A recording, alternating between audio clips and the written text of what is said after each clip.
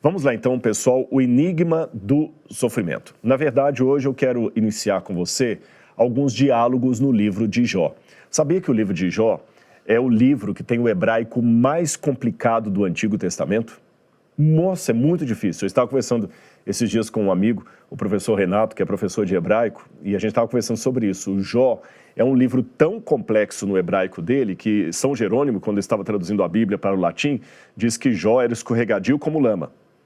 Por exemplo, tem passagens em Jó que você pode ler de um jeito ou de outro. Por exemplo, tem um texto em Jó que ele diz assim, porque eu sei que meu Redentor vive, mas alguns admitem que a versão poderia ser, eu quero a redenção enquanto eu estou vivo. Tem uma outra passagem que diz, ainda que ele me mate, nele esperarei. Mas isso também pode ser lido como, ele me matará, não tenho esperança. Percebeu como é que é contraditório? São as dificuldades que nós temos no livro de Jó. Mas vamos analisar um pouquinho o livro de Jó e essa temática do sofrimento. Por que as pessoas sofrem? Por que Deus permite tanta lágrima, tanta angústia, tanto soluço? Enquanto eu estou apresentando essa live para vocês, cerca de 150 mil pessoas morreram no mundo. 150 mil pessoas, nas últimas horas. É muita gente perdendo a sua vida. O Dr. José Rubens foi uma delas. Tem muita gente recebendo a notícia agora de um câncer. Por que Deus permite isso? Por que Deus não faz alguma coisa para acabar com o sofrimento? A gente lida com isso. Tem um poema que eu quero ler para vocês, de Leandro Gomes de Barros. Esse poema ficou muito famoso depois que Ariano Suassuna o recitou numa entrevista. E eu vou ler esse poema para vocês, porque na primeira parte da nossa live eu estou na problemática. Se Deus é amor, se Ele nos ama de fato, por que Deus permite o seu sofrimento? Estou falando com você. Por que Deus permite você sofrer, você ter dor? Aliás, eu quero até fazer um pedido. Nesse momento, enquanto eu estou na introdução, sugira essa live para outras pessoas. Você deve ter alguém na sua família que está precisando ouvir essa mensagem de hoje. Manda uma mensagem no WhatsApp de família e manda o link dessa live. Tem muita gente que está precisando ouvir isso. Faça isso agora. Ajude outras pessoas. E o poema de Leandro Gomes de Barros diz assim, se eu conversasse com Deus, iria lhe perguntar, por que é que sofremos tanto quando viemos para cá? Que dívida é essa que a gente tem que morrer para pagar? Perguntaria também como ele é feito, que não dorme, não come e assim vive satisfeito. Por que foi que ele não fez a gente do mesmo jeito? Porque existem uns felizes e outros que sofrem tanto? Nascemos do mesmo jeito, moramos no mesmo canto? Quem foi temperar o choro e acabou salgando o pranto? Esse poema é forte, né? E ele nos põe para perguntar muito, por que sofremos?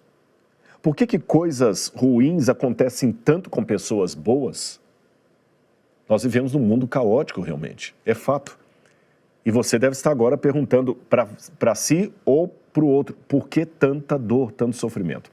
E muitos agnósticos, ateus, pessoas que não acreditam em Deus, usam justamente esse silêncio da divindade em face a um mundo caótico para questionar, será que Deus existe mesmo? Não é melhor então ser ateu do que acreditar que Deus existe e ter alguém para odiar lá em cima? Essa foi a conclusão que eu cheguei junto com um ex-ateu, uma vez que a gente estava refletindo o porquê do ateísmo. Às vezes é melhor imaginar assim, não existe Deus, não existe céu, as coisas que acontecem na Terra são mera loteria, acaso.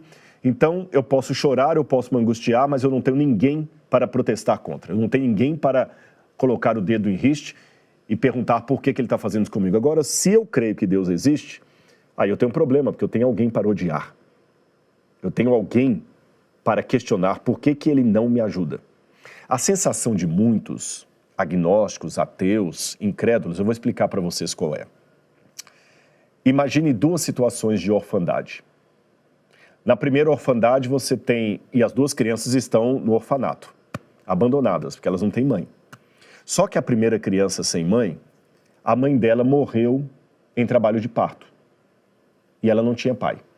O pai também tinha morrido e a mãe morreu em trabalho de parto. Como ela não tinha pai e a mãe morreu em trabalho de parto, Ela foi colocada no orfanato porque a sua mãezinha morreu. Ela é órfã. A segunda criança desse orfanato também está ali, também é órfã, mas a mãe dela não morreu. A mãe dela simplesmente não a quis. A mãe dela a rejeitou e a deixou na porta do orfanato. Aquelas duas crianças sofrem muito com a orfandade, mas o sofrimento da segunda é pior do que o da primeira, porque a primeira sabe que está no orfanato porque a mãe dela morreu. A segunda está no orfanato porque a mãe dela não a quis, a entregou e foi embora.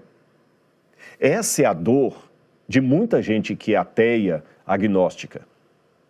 Ele fala, é preferível acreditar que Deus morreu e por isso que eu estou sofrendo, do que acreditar que existe um Deus, mas ele não faz nada e eu continuo sofrendo.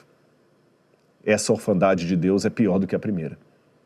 É por isso que eu respeito, mesmo sem concordar, com a atitude de alguns ateus que falam assim, é melhor não acreditar em Deus nenhum do que viver com a ideia de um Deus que nos abandonou.